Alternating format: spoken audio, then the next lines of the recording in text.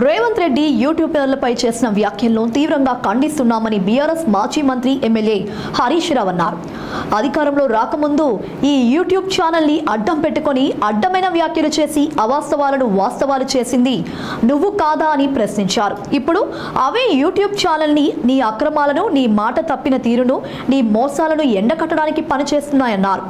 రేవంత్ రెడ్డి తన అవసరమైతే ఒక తీరు, అవసరం తీరాక ఇంకో తీరు అంటే ఒడ్డు దాటక ముందే ఓడమల్లన్న, ఒడ్డు దాటాక బోడమల్లన్న తీరులో ప్రవహిస్తున్నాడని విమర్శించారు.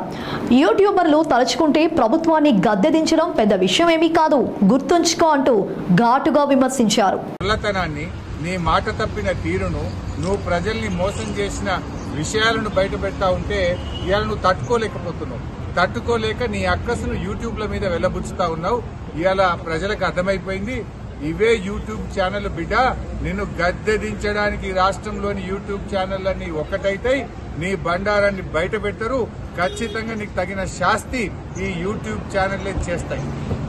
వాస్తవాలను వాస్తవాలుగా చెప్పే ప్రయత్నం చేసి ఆయన అధికారంలోకి వచ్చాడు. కానీ ఇవాళ అవే యూట్యూబ్ ఛానళ్లు నీ అక్రమాలను, నీ మాట తప్పిన తీరును, నీ మోసాలను ఎండగడతా ఉంటే ఇవాళ యూట్యూబ్లను తక్కువ చేసి మాట్లాడడం అనేది చాలా విడ్డూరంగా ఉన్నది. రేవంత్ రెడ్డి తనకు అవసరమైతే ఒక తీరు, తన పని తీరగానే ఇంకొక తీరుగా ఉన్నది. ఓడదాటదాకా ఓడమల్లప్ప